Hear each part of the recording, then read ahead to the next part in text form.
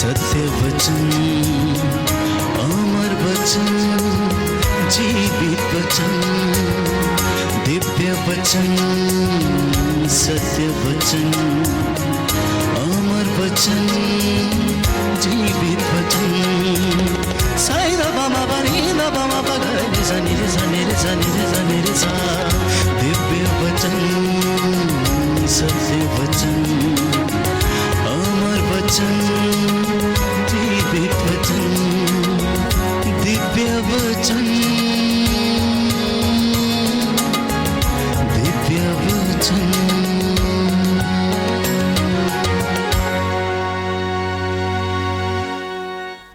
प्रियजनों, 2023 के 1 जनवरी को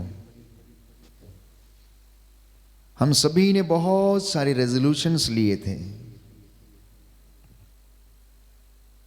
बहुत सारी बातों को अपने मन में सोच के हमने 2023 का वर्ष बिताया।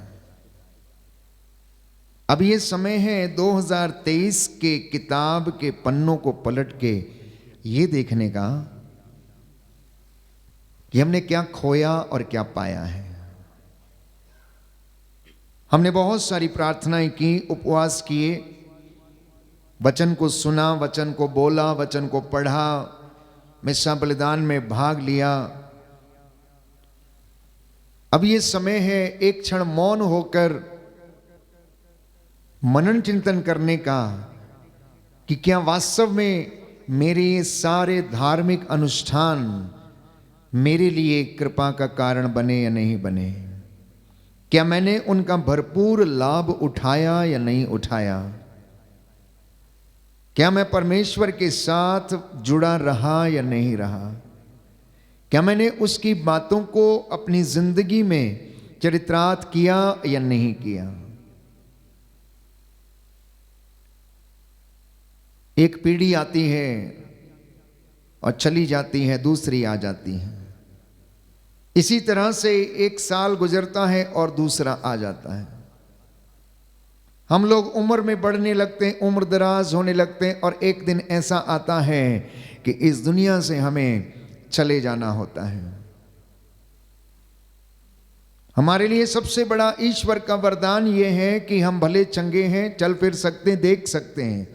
हालांकि कुछ दुख में होंगे, कष्ट में होंगे या किसी परेशानी में होंगे। प्यारे भाइयों और बहनों, ये जीवन बड़ा अनमोल है। प्राणों का मूल्य इतना ऊंचा है कि इसके लिए किसी के पास भी धन नहीं है अदा करने के लिए। मेरा और आपका जीवन परमेश्वर की ओर से हमें मिला है। इसलिए उपदेशक ग्रंथ में यह लिखा है, अध्याय 1 पद संख्या 2 और उससे आगे, कि यहां पर जो भी कुछ है सब कुछ व्यर्थ है। उपदेशक कहता है, बुक ऑफ एक्लेसियास्टिस चैप्टर 1 वर्स 2, उपदेशक कहता है व्यर्थ ही व्यर्थ, व्यर्थ ही व्यर्थ, सब कुछ व्यर्थ है। मनुष्य को इस पृथ्वी पर के अपने सारे परिश्रम से क्या लाभ। एक पीढ़ी चली जाती है, दूसरी पीढ़ी आती है और पृथ्वी सदा के लिए बनी रहती है। सूर्य उगता है और सूर्य अस्त हो जाता है। वह शीघ्र ही अपने उस स्थान पर जाता है जहां से वह फिर उगता है। हवा दक्षिण की ओर बहती है, वह उत्तर की ओर मुड़ती है, वह घूम घूम कर चक्कर लगाती है। सब नदियां समुद्र में गिरती हैं, किंतु समुद्र फिर भी नहीं भरता, और नदियां जिधर बहती हैं उधर ही बहती रहती हैं। यह सब इतना नीरस है कि कोई भी इसका पूरा पूरा वर्णन नहीं कर पाता। आंखें देखने से कभी तृप्त नहीं होती और कान सुनने से कभी भरते नहीं। जो हो चुका है वह फिर होगा, जो किया जा चुका है वह फिर किया जाएगा।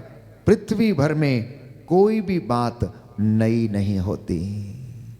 पृथ्वी भर में कोई भी बात कहता नई नहीं होती। जो हुआ था अब हो रहा है, जो हो चुका है वो फिर होगा। और कहता है कि पृथ्वी पर कोई भी बात नई नहीं है। जिसके विषय में लोग कहते हैं देखो यह तो नई बात है, वह भी हमारे समय से बहुत पहले हो चुकी है। आज आप लोग जो देख रहे हैं, हमारे पूर्वज उन बातों को देख चुके हैं, उन बातों से होकर गुजर चुके हैं।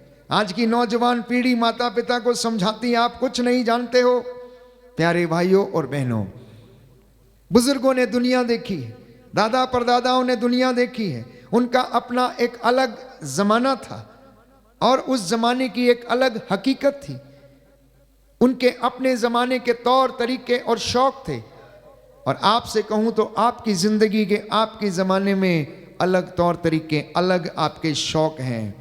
और हम नादान ये सोचते हैं कि ये सब कुछ नया है। बाइबल ये कहती है कि इस पृथ्वी पर नया कुछ भी नहीं है। Hallelujah, hallelujah, hallelujah, hallelujah. Yeshu की स्तुति हो, यीशु की स्तुति यीशु को धन्यवाद, यीशु को धन्यवाद। यीशु की आराधना हो, यीशु की आराधना यीशु की महिमा हो, यीशु की महिमा यीशु को धन्यवाद। यीशु को धन्यवाद। Hallelujah, hallelujah, hallelujah. हालेलुया। आगे लिखता है, पहली पीढ़ियों के लोगों की स्मृति मिट गई।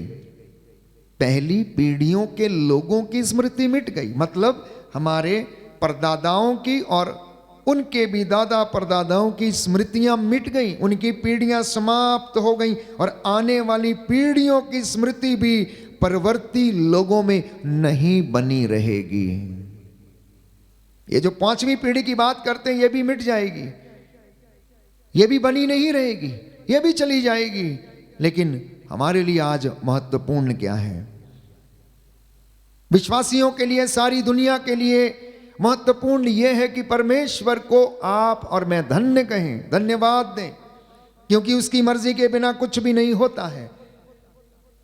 आज की इस मध्य रात्रि में प्यारे भाइयों और बहनों, लोग जश्न मनाने में डूब रहे हैं। नवीन वर्ष 2024 का स्वागत करने के लिए तरह तरह के डेकोरेशंस, तरह तरह के क्रैकर्स का अरेंजमेंट्स, साज सजावट, डांस पार्टी, कैबरे और ऐसी तमाम इवेंट्स का आयोजन किया जा रहा है कि नए वर्ष का स्वागत किया जाए। लेकिन मैं आपसे कहूंगा कि नए वर्ष का स्वागत करने के साथ साथ आप परमेश्वर को वर्ष 2023 के लिए धन्यवाद देना ना भूलें। आज की इस मध्य रात्रि में जबकि मैं और आप परमेश्वर की हुजूरी में बैठे हैं धन्यवाद देने के लिए, तो हमारा कर्तव्य है कि हम उसे धन्य कहें और नवीन वर्ष के पहले दिन में हम मां मरियम की मध्यस्थता से प्रार्थना करें अपने जीवन के लिए, अपने परिवार के लिए, अपने बच्चों के लिए, अपने बेटे बेटियों के लिए, बहुओं के लिए, अपनी तमाम योजनाओं के लिए। बाइबल ये कहती है मनुष्य योजनाएं बनाता है, सुक्ति ग्रंथ में लिखा है, लेकिन उसकी सफलता ईश्वर पर निर्भर है। मनुष्य योजना बनाता है लेकिन उसकी सफलता ईश्वर पर निर्भर है। आप में से कई लोगों ने योजनाएं बनाई। हो सकता है किसी ने योजना बनाई होगी कि मैं अपना घर बनाऊंगा, लेकिन पूरा नहीं हुआ। किसी ने योजना बनाई होगी कि मैं कहीं पर जाऊंगा, लेकिन किसी कारणवश हो नहीं पाया। किसी ने योजना बनाई होगी कि मेरे परिवार में इस वक्त, इस साल मैं ऐसा करूंगा, लेकिन वो योजना पूरी नहीं हो पाई। जरा मनन चिंतन करके देखना कि आखिर क्यों मैं अपनी योजना में असफल रहा। मैंने आपके लिए वचन पढ़ा कि बाइबल ये कहती है कि मनुष्य योजना बनाता लेकिन उसकी सफलता ईश्वर पर निर्भर है। कहीं ना कहीं पर जब हमारी योजना असफल होती है तो मैं समझता हूं कि परमेश्वर का जो हाथ है वो हम पर नहीं रहता, वो हमसे दूर रहता है। हमारी किसी न किसी कमजोरी के कारण, हमारी किसी न किसी ऐसी बात के कारण जिसके कारण की आशीषें हमारे जीवन में रुकी रहती हैं। तो आज के इस दिन में जबकि हम प्रभु की हुजूरी में हैं, पवित्र आराधना में भाग ले रहे हैं, मेरा और आपका कर्तव्य है कि हम पूरे वर्ष 2023 में जो प्राप्त वरदान है उनके लिए धन्य कहें, उनके लिए धन्यवाद दें। भले आपका काम हुआ चाहे ना हुआ हो, भले ही आपको सुख मिला हो या दुख मिला हो, परंतु धन्यवाद देना मेरा और आपका कर्तव्य है। हो सकता है कि वो बातें जिन्हें मैं सोचता था, आप सोचते थे, पूरी नहीं हुई, लेकिन परमेश्वर कुछ और चाहता था हमारी जिंदगी में, हमारे परिवारों में कुछ और करना चाहता था। तो ये समय है उस बात को जानने का, परमेश्वर की योजनाओं को पूरा करने का। प्यारे भाइयों और बहनों, मैंने कहा बाइबल हमें बताती है कि यह जीवन अनमोल है। इसलिए संत पौलुस एफेसियों के पत्र में लिखता है कि आप लोग समय का पूरा पूरा लाभ उठाएं। ये समय बुरा है, ये दिन बुरे हैं। एक एक मिनट, एक एक सेकंड, एक एक क्षण मेरे और आपके लिए इंपॉर्टेंट है, क्योंकि बार बार पवित्र बाइबल हमें संदेश देती है कि यह जीवन अनमोल है, इसका मूल्य इतना ऊंचा है, प्राणों का मूल्य इतना ऊंचा है कि किसी के पास पर्याप्त धन नहीं है। इसलिए इस जीवन को नहीं गवाइएगा, इस जीवन का भरपूर फायदा उठाइए। इससे पहले कि मैं और आप इस दुनिया से चल बसें, कुछ कर गुजर जाना इस धरती के ऊपर यीशु के नाम पर, उसके जैसे बन के, उसके जैसे मनोभाव धारण करके, उसके जैसे सेवा करके, उसके जैसे क्षमा करके, उसके जैसे अपने भाई बहन और पड़ोसियों से प्यार करके। प्यारे भाइयों और बहनों, स्तोत्र संख्या 49 पद संख्या 9, प्रभु का वचन कहता है प्राणों का मूल्य इतना ऊंचा है कि किसी के पास पर्याप्त धन नहीं है। हालेलुया, हालेलुया, दाहिना हाथ उठाकर वचन दोहराएंगे, हालेलुया, हालेलुया। प्रभु का वचन कहता है प्रभु का वचन कहता है प्राणों का मूल्य इतना ऊंचा है प्राणों का मूल्य कि किसी के पास पर्याप्त धन नहीं है। किसी के पास पर्याप्त नहीं है। Hallelujah, hallelujah, hallelujah, hallelujah, hallelujah. Hallelujah. किसी के पास हमारी जिंदगी का और प्राणों का मूल्य नहीं है। इसलिए एक एक वचन मेरे और आपके लिए 100 आने खरा है। मैंने कहा यह दुनिया बड़ी रंगीली है और इसी के साथ साथ यह बड़ी हसीन भी है। और जहां एक तरफ यह रंगीली है और बहुत ज्यादा हसीन है, तो आप इतना याद रखिए कि इंसान एक तरफ आज पाप करता है तो दूसरी तरफ पुण्य कमाने की कोशिश करता है, एक तरफ भलाई करना चाहता है तो दूसरी तरफ बुराई करता है, एक तरफ झूठ बोलता है तो दूसरी तरफ सच बोलता है, एक तरफ अंधकार में रहता है तो दूसरी ओर प्रकाश में रहने की कोशिश करता है। ये इंसानियत, ये इंसान की हकीकत है। वो इसी तरीके का जीवन जीने की कोशिश कर रहा है। यही कारण है कि उसकी जिंदगी में बहुत सारा दुख है, परेशानी है, चिंता है, अशांति है, परिवारों में मनमुटाव है, लड़ाई झगड़े हैं। आप में से कितने परिवार हैं जो टूटे हैं, बिखरे हैं? आप में से जितने लोग मुझे सुन रहे हैं, मैं अब भी जानता हूं कि आप में से बहुत सारे लोगों ने एक दूसरे को क्षमा नहीं किया है, अपने भाई या अपने बहन को या अपने पड़ोसी को। आपका किसी ना किसी के साथ मनमुटाव है। क्या इसी तरह आप अपने जीवन में मनमुटाव रखकर जीते रहेंगे तो ईश्वर की आशीष कैसे आपकी जिंदगी में काम करेगी? उसकी ब्लेसिंग्स कैसे हमारी जिंदगी में काम करेगी? उसका आशीर्वाद कैसे हमारे फसलों पर या हमारे जीवन पर, संस्थाओं पर, बिजनेस पर, छोटी बड़ी दुकानदारी पर, या आप फड़ लगाते हैं उस पर उसका आशीर्वाद कैसे उतरेगा? ना जाने कितने ही लोग हैं। पवित्र बाइबल कहती है तुम मुझे ठगते हो। परमेश्वर ये कहता है तुम मुझे ठगते हो। कहता है तुम मुझे भेंटों में ठगते हो। जब तुम मंदिर में आते हो तो उस समय जो भेंट तुम लेकर आते हो उसमें तुम मुझे ठगते हो। क्या मैं ठगा जा सकता हूं? मलाकी का ग्रंथ अध्याय 3 पद संख्या 10, इस सुंदर वचन को हम पढ़ेंगे और प्रभु क्या कहता है हम जानने की कोशिश करेंगे इस वचन के द्वारा, और अपने अपनी जिंदगी में ये मनन चिंतन करके देखें कि क्या आपने ईश्वर को ठगने की कोशिश तो नहीं की। क्योंकि बाइबल ये कहती है कि ईश्वर को ना तो कोई ठग सकता है ना वो ठगा जा सकता है। Hallelujah, hallelujah, hallelujah, hallelujah, hallelujah. Hallelujah. Yeshu की स्तुति हो, यीशु की स्तुति यीशु को धन्यवाद, यीशु को धन्यवाद, यीशु की आराधना हो, यीशु की आराधना यीशु की महिमा हो, यीशु की महिमा हो, यीशु को धन्यवाद। यीशु को धन्यवाद। Hallelujah, hallelujah, hallelujah. हालेलुया। लिखा है मलाकी का ग्रंथ अध्याय 3 पद संख्या 6 से पढ़ेंगे। मैं प्रभु ईश्वर बदलता नहीं, इसलिए हे याकूब की संतान तुम्हारा विनाश नहीं हुआ। अपने पूर्वजों के समय से तुम मेरी विधियों की अवहेलना कर उनका पालन नहीं करते आए हो। तुम मेरे पास लौट आओ तो मैं तुम्हारे पास लौटूंगा। यह विश्वमंडल के प्रभु की वाणी है। तुम पूछोगे हम कैसे लौटें? क्या मनुष्य ईश्वर को ठग सकता है? फिर भी तुम मुझे ठग रहे हो। और तुम पूछोगे हम किस प्रकार तुझे ठग रहे हैं? तुम दशमांश और भेंटों में मुझे ठग रहे हो। कहता है तुम दशमांश और मंदिर में जो भेंट लेकर आते हो उसमें तुम मुझे ठगते हो। आगे लिखा है क्योंकि तुम मुझे धोखा दे रहे हो। तुम पर, हाँ, तुम्हारे सारे राष्ट्र पर श्राप लगा हुआ है क्योंकि तुम मुझे धोखा देते हो। तुम पूरा दशमांश और भेंटें मेरे भंडार के पास लेकर आओ जिससे मेरे घर में भोजन रहे। विश्वमंडल का प्रभु ये कहता है इसमें मुझे परख कर देख लो। मैं अपने बादलों को आज्ञा दूंगा और तुम पर भरपूर वर्षा की आशीष प्रदान करूंगा। मैं तुम्हारे लिए टिड्डियों को भी कड़ी आज्ञा दूंगा कि वे तुम्हारी भूमि की उपज नष्ट ना करें, जिससे दाखबारियों की दाखलताएं अच्छे फल देती रहें। विश्वमंडल का प्रभु ये कहता है सभी राष्ट्र तुम्हें धन्य कहेंगे क्योंकि तुम्हारा देश एक मनोहर देश होगा। बोलिए आमीन, आमीन, हालेलुया, हालेलुया। यीशु की स्तुति हो, यीशु की स्तुति यीशु को हो, धन्यवाद, यीशु को धन्यवाद, यीशु की आराधना हो, यीशु की आराधना यीशु की महिमा हो, यीशु की महिमा यीशु हो, को धन्यवाद। यीशु को धन्यवाद, हालेलुया, हालेलुया, हालेलुया। हालेलुया। अब आप कहेंगे कि बीते वर्ष में ना जाने कितनी समस्याएं थी, महामारी थी, बीमारी थी, रोग थे, युद्ध थे, ऐसी क्रांतियां थीं कि हम कुछ भी नहीं कर पाए।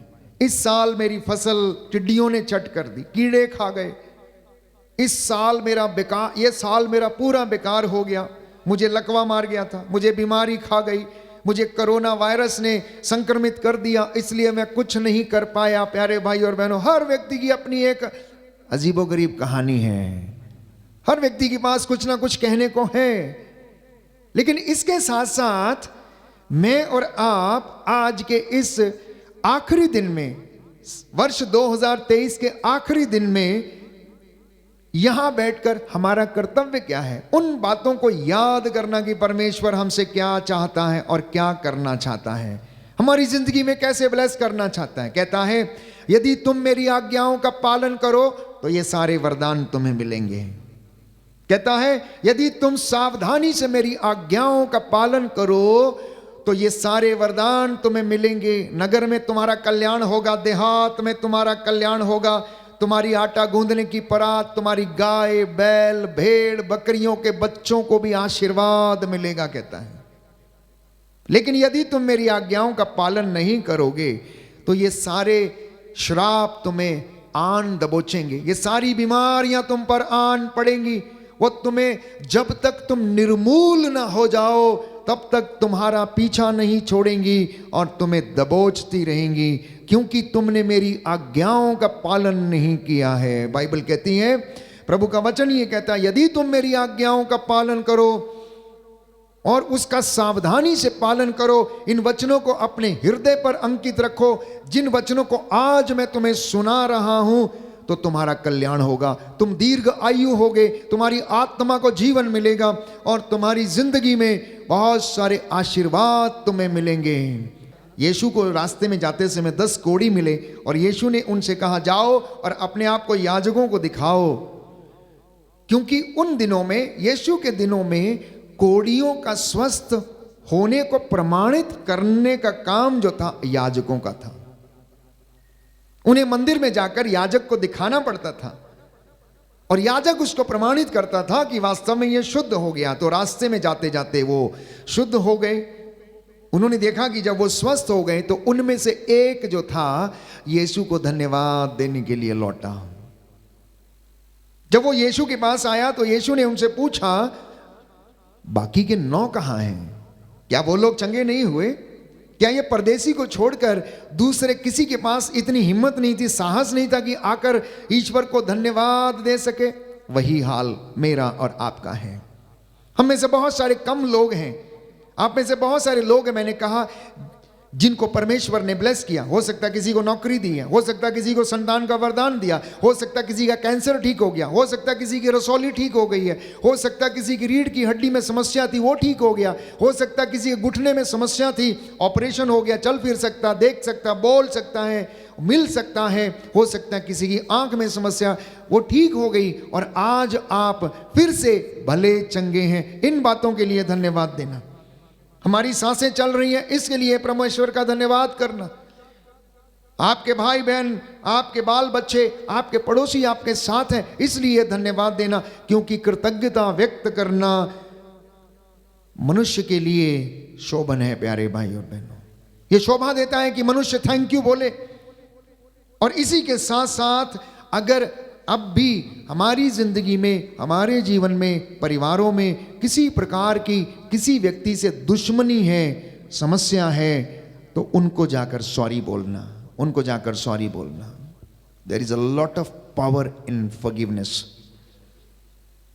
प्यारे भाइयों और बहनों, क्षमा करने में वो सामर्थ्य है। जब आप, बाइबल कहती, जब आप अपने मुद्दई को क्षमा कर देते हैं या अपने किसी शत्रु को क्षमा करते हैं, सॉरी बोलते हैं, तो उनके सिर के ऊपर आप अंगारों का ढेर लगा देते हैं। इसलिए कृतज्ञता व्यक्त करना, सॉरी बोलना, क्षमा करना, ये प्रभु यीशु ने हमें सिखाया है। क्योंकि प्रभु का वादा है कि मैं तुम्हें आशीर्वाद प्रदान करूंगा। कहता है मेरी प्रजा को ढारस बंधाओ, मेरी प्रजा को ढारस बंधाओ। यशायाह नबी का ग्रंथ अध्याय 57 पद संख्या 14। हो सकता है वर्ष 2023 में आप में से बहुत सारे लोग निराश हैं। ना जाने कितने लोगों ने ईश्वर को कोसा होगा, मेरा काम नहीं बना, प्रभु आपने मेरा ये काम नहीं किया, मैंने इतने उपवास किए, इतनी प्रार्थना की, इतना तीर्थ किया, लेकिन मेरा कुछ भी काम नहीं बना है। प्रभु कहता है वेट बेटा वेट, अभी समय नहीं आया तेरा, उचित समय आने पर पूरा करूंगा मैं। अभी और तपस्या की जरूरत है, अभी तुझे और उपवास करने की जरूरत है, अभी तेरा एक मुद्दा ही बाकी है जिसको तुझे क्षमा करने की आवश्यकता है। इसलिए जब वो उचित समय आएगा तब मैं तेरे घर को ब्लेस करूंगा, तब तेरी आटा गूंदने की परात को ब्लेस करूंगा। मैंने आपके लिए वचन पढ़ा उपदेशक ग्रंथ से। मनुष्य को इससे लाभ क्या है? यदि वो पूरा समय दिन भर क्या करता रहता है? मेहनत करता सुबह से लेकर शाम तक, लेकिन उसे मिलता क्या है? उसे तो कुछ भी नहीं मिलता है प्यारे भाई और बहनों। क्योंकि एक पीढ़ी आती है, एक चली जाती है, दूसरी आती है, तीसरी चली जाती है, और जो हो गया था वो अब हो रहा है, और जो पहले हुआ है वो फिर से दोबारा होगा। इसलिए प्यारे भाइयों और बहनों, हमें अपने जीवन पर, अपने शरीर पर अहंकार और घमंड नहीं करना चाहिए। अगर ऐसा किया है तो आज के इस दिन में हमें परमेश्वर से आशीष मांगने की आवश्यकता है और सॉरी कहने की आवश्यकता है। मैंने कहा वर्ष 2023 की किताब के पन्नों को पलट कर देखिए, कितनों का दिल दुखाया, कितनों को आपने सुख पहुंचाया, कितनों को आपने गाली दी है, कितनों के आपने घर बर्बाद किए हैं, कितनों के आपने घर जोड़े हैं, कितनों के आपने घर तोड़े हैं, कितनों को आपने अपने वचनों से मार डाला है, कितनों का आपने सर्वनाश कर डाला है। हम इंसान हैं, इसलिए क्या हमने इंसानों के जैसा व्यवहार किया है या नहीं? हम इंसान हैं, क्या हमने इंसानों के जैसा व्यवहार किया है या नहीं किया? क्या मेरा और आपका विश्वास जो हम इसमें पढ़ते हैं, जो हम इसमें सुनते हैं, इस पवित्र धर्मशास्त्र में जो ये हमारा मार्गदर्शन करता है, उस एक भी वचन को पवित्र शास्त्र के हमने एग्जीक्यूट किया या नहीं किया अपनी जिंदगी में? ये मनन चिंतन का विषय है। मैं फिर से एक बार आपके लिए ये वचन दोहराना चाहता हूं कि बाइबल हमें बताती है प्यारे भाइयों और बहनों, लिखा है मनुष्य को इस पृथ्वी पर के अपने सारे परिश्रम से क्या लाभ है? एक पीढ़ी चली जाती है, दूसरी आती है, और पृथ्वी सदा के लिए बनी रहती है। सूर्य उगता है और सूर्य अस्त होता है, वह शीघ्र ही अपने उस स्थान पर जाता है जहाँ से वह फिर उगता है। हवा दक्षिण की ओर बहती है, वह उत्तर की ओर मुड़ती है, वह घूम घूम कर पूरा चक्कर लगाती हैं। सब नदियाँ समुंदर में गिरती हैं, किंतु समुंदर फिर भी नहीं भरता है। सब नदियां समुंदर में गिरती, लेकिन समुंदर फिर भी नहीं भरता है। नदियां जिधर बहती हैं उधर ही बहती रहती हैं। और यह सब इतना नीरस है कि कोई भी इसका पूरा पूरा वर्णन नहीं कर पाता। आंखें देखने से कभी तृप्त नहीं होती, कान सुनने से कभी भरते नहीं हैं। जो हो चुका फिर होगा, और जो किया जा चुका है और फिर किया जाएगा। पृथ्वी भर में कोई भी बात नई नहीं होती है, सब कुछ पुराना है। Hallelujah, hallelujah. यीशु की स्तुति हो, यीशु की यीशु को स्तुति हो, धन्यवाद, यीशु को धन्यवाद, यीशु की आराधना हो, यीशु की आराधना यीशु की महिमा हो, यीशु की यीशु महिमा को हो, धन्यवाद। यीशु को धन्यवाद। Hallelujah, hallelujah, hallelujah. हालेलुया। आगे उपदेशक देखिए क्या लिखता है, सुनिए, बहुत सुंदर बात है। कहता है, मैंने प्रज्ञा की प्रेरणा से मदिरा पीकर अपने शरीर को सुख देने का निश्चय किया था। नादान है वो लोग, नादान है वो लोग जो मदिरा पीकर अपने शरीर को सुख देना चाहते हैं। और उपदेशक कहता है, मैंने भी ऐसा ही निश्चय किया था। कितने ही लोग प्यारे भाइयों और बहनों इस नशे में डूबकर अपने शरीर को सुख देने की कोशिश कर रहे हैं। आगे लिखता है, मैं जानना चाहता था कि कहीं मूर्खता में वह सुख तो नहीं है जिसकी खोज में मनुष्य अपने जीवन के अल्प काल में पृथ्वी पर लगे रहते हैं। मैंने बड़ी बड़ी योजनाएं पूरी की, मैंने अपने लिए भवन बनवाए और दाखबारियां लगवाईं, मैंने अपने लिए बाग बगीचे तैयार कराए और उनमें सब प्रकार के फलदार वृक्ष लगाए। मैंने अपने लिए पोखरे खुदवाए जिनके पानी से नए वृक्षों के उपवन सींच सके। मैंने दास दासियों को खरीदा, मेरे यहाँ अन्य दासों का जन्म हुआ। मेरे पास इतने गाय बैल भेड़ बकरियों के झुंड थे जितने मुझसे पहले यरूशलेम में किसी के पास नहीं थे। और मैंने अपने लिए सोना चांदी राजाओं राष्ट्रों की संपत्ति प्राप्त की। और मैंने अपने यहाँ गायक गायिकाओं को एकत्र किया और मनुष्य का हृदय आनंदित करने वाली सुंदरियों को भी कहता मैंने एकत्र किया। मैं महान बन गया, अपने पहले के यरूशलेम के सब शासकों से अधिक धनी बन गया था। मेरी आंखें जो कुछ चाहती थी उससे मैंने परहेज नहीं किया। मैंने अपने हृदय को किसी भी प्रकार के भोग विलास से वंचित नहीं रखा। ये उपदेशक अपने जीवन की गाथा गा रहा है।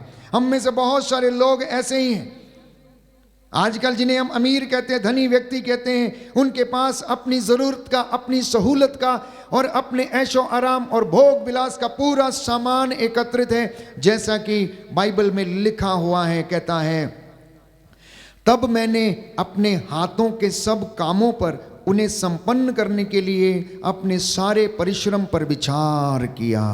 कहता है, मैंने सब कुछ इकट्ठा किया, शान शौकत, राजा महाराजाओं का धन, मदिरा, गायक, सुंदरियां, कहता है सब कुछ मैंने एकत्र किया। और उसके बाद मैंने अपने कामों पर विचार किया।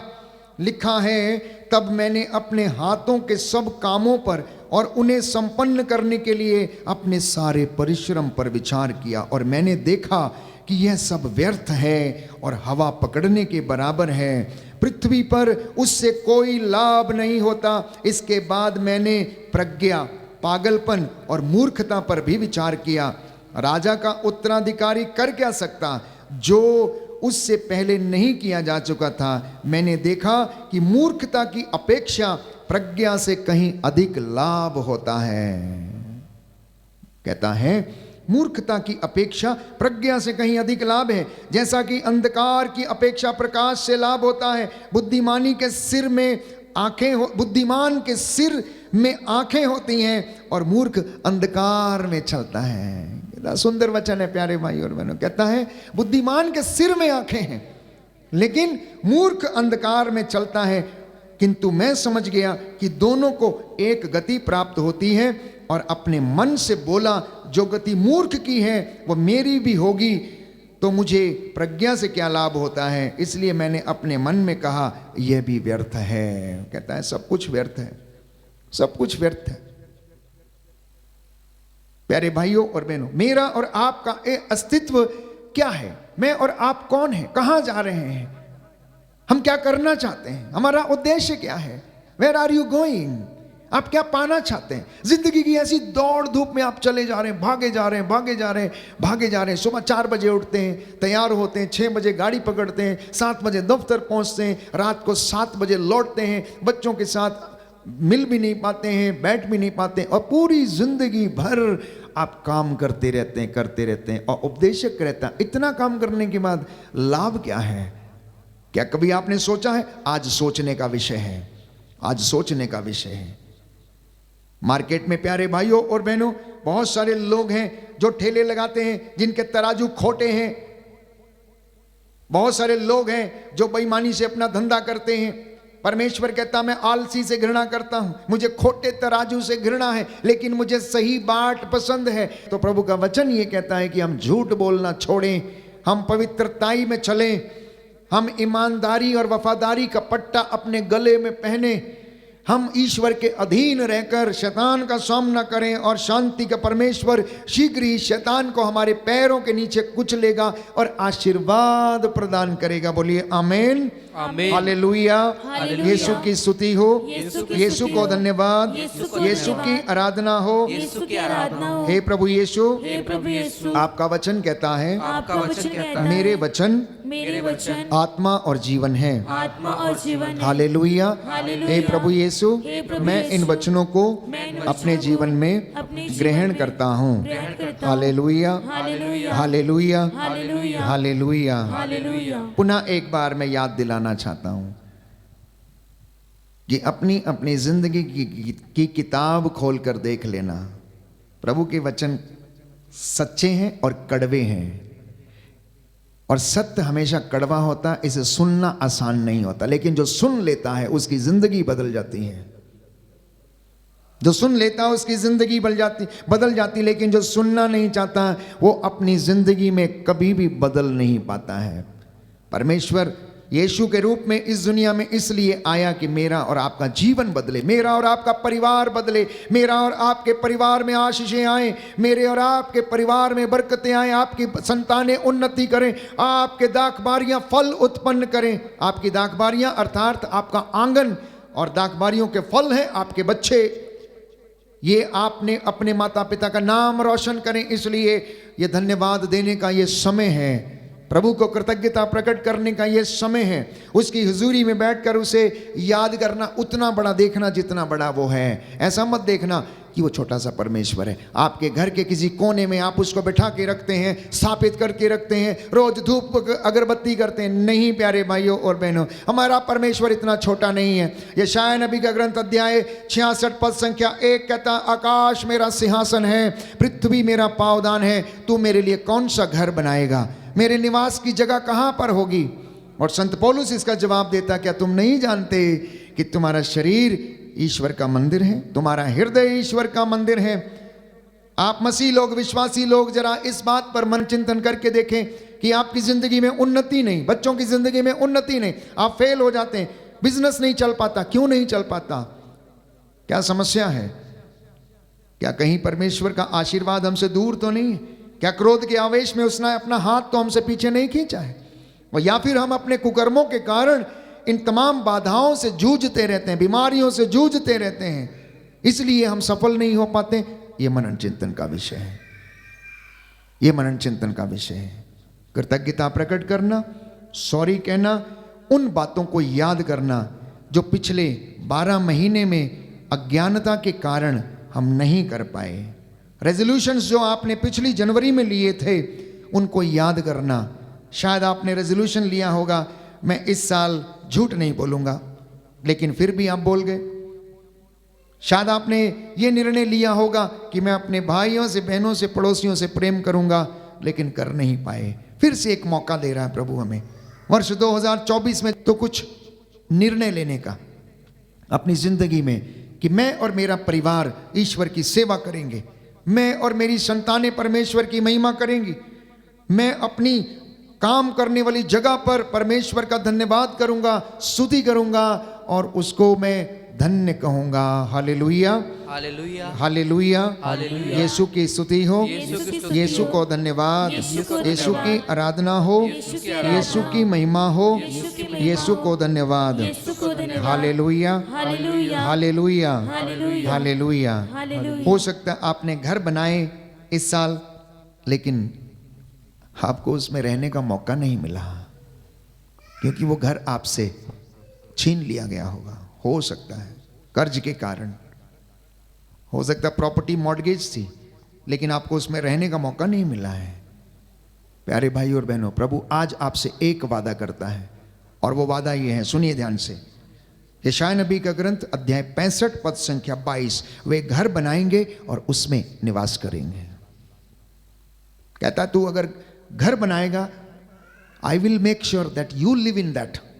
ये मेरा आशीर्वाद होगा तेरे लिए, अगर तू मेरी बातों को मानेगा, अगर तू मेरी कहे पर चलेगा।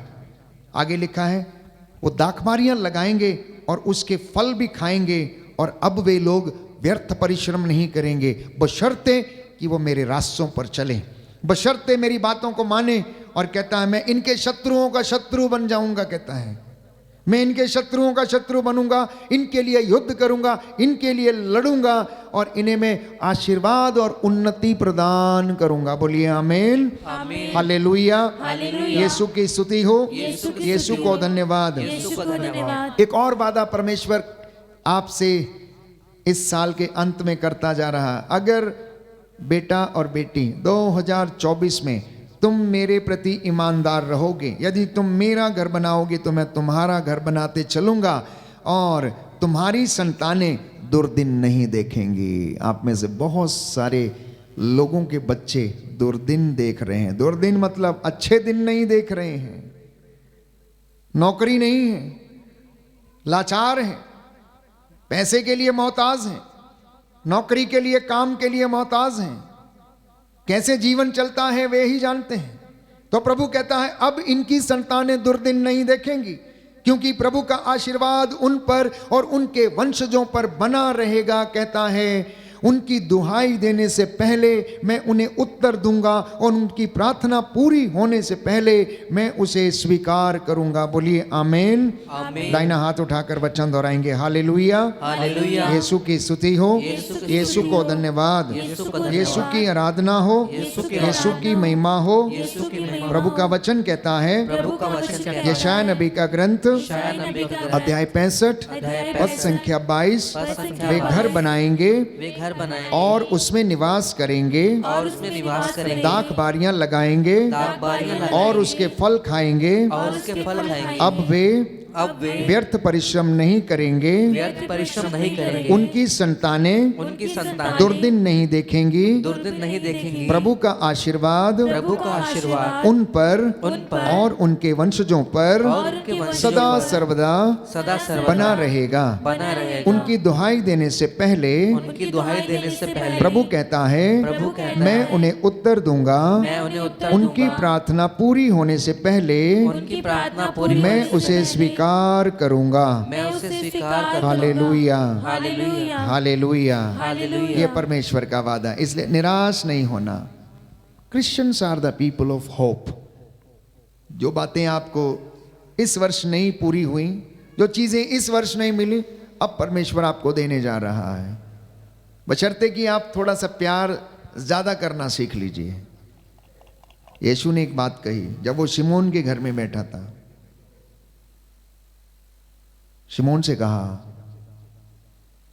शिमोन मैं तेरे घर में आया, तूने मुझे पैर धोने के लिए पानी नहीं दिया, तूने मेरा चुंबन भी नहीं किया, और ये औरत जब से आई है तब से ये रो रही है, आंसुओं से मेरे पैर भिगो रही है, बालों से ये पोंछ रही है।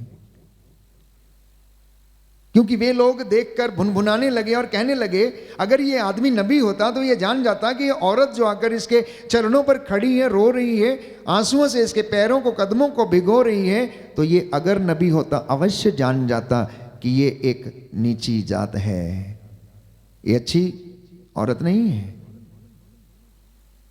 इसका कोई मान सम्मान नहीं है। प्यारे भाइयों और बहनों, और यीशु उन्हें एक दृष्टांत सुनाता है और उसे कहता है जिसने ज्यादा प्यार दिखाया उसे ज्यादा दिया जाएगा, और जो कम प्यार दिखाता है उसे कम दिया जाता है। किसी भी महकमे में आप देखिए, अपनी रोजमर्रा की जिंदगी में देखिए, मम्मी पापा के विषय में देखिए, उनके 4 बच्चे हैं, अगर कोई बच्चा ज्यादा प्रेम दिखाता है तो मम्मी उसकी ज्यादा तरफदारी करती है। कुछ ऐसा ही हमारी जिंदगी में भी है। कुछ ऐसा ही परमेश्वर के साथ भी है। तो ये वचन 100 आने खरा है कि जो ज्यादा प्यार दिखाता, जो ज्यादा मेहनत करता, जो ज्यादा त्याग करता, जो ज्यादा उसकी हुजूरी में आता, जो ज्यादा उसका नाम सिमरता, जो ज्यादा उसका नाम जपता, जो ज्यादा उसके नाम की सेवा करता, जो ज्यादा उसके लोगों की देखभाल करता है, परमेश्वर उसे ज्यादा ब्लेस करता। और ऐसा ही उसने किया मदर तेरेसा को और ऐसे तमाम लोगों को जो जो परमेश्वर की हुजूरी में उसके लोगों की सेवा करते गए, परमेश्वर उन्हें ब्लेस करता गया और उनका नाम उसने, प्यारे भाइयों और बहनों, अपने स्वर्ग की पुस्तक में लिखा और उन्हें पूरे संसार में महिमा दी, युग युगों तक महिमा दी। प्यारे, उन्हें संतों की संगति में शामिल किया। इसलिए प्रभु को ज्यादा प्यार करना सीखना प्रभु को। उसका प्यार ऐसा नहीं है जैसे आपका या किसी भाई या बहन का या किसी प्रेमी प्रेमिका का, नहीं। उसका प्रेम हमारी आत्मा से, हर पल हर क्षण की हमारी जिंदगी से, उसके लिए वो मान सम्मान और महिमा हमारे परिवारों से उसके लिए होने पाए। आज हम धन्यवाद दें उसके प्रेम के लिए कि प्रभु ने हमें संभाल के रखा। आंखें बंद करें। हमें संभाला, हमें सुरक्षित रखा, हमारे माल डंगर खेती बाड़ी, हमारी बिजनेस को, हमारी छोटी सी नौकरी को प्रभु ने आशीर्वाद दिया, हमारी आटा गूंदने की परात को प्रभु ने ब्लेस किया, हमारे भोजन को प्रभु ने ब्लेस किया, हमारी यात्रा में उसने हमें सुरक्षित रखा। उसने कहा कि मैं अपना स्वर्गदूत तुम्हारे आगे आगे भेजता हूँ, वो रास्ते में तुम्हारी निगहबानी करेगा, दाएं बाएं आगे पीछे रहकर तुम्हें संभालेगा। विश्वास करना कि उसका एक स्वर्गदूत आपके घर में हमेशा डेरा डालता है, हमेशा डेरा डालता है। धन्यवाद देना प्रभु, तेरे महान कामों के लिए मैं धन्यवाद देता हूँ। मैं तुझे दे ही क्या सकता हूँ, मेरी आत्मा को स्वीकार कर, इसे शुद्ध कर, पवित्र कर। आमीन।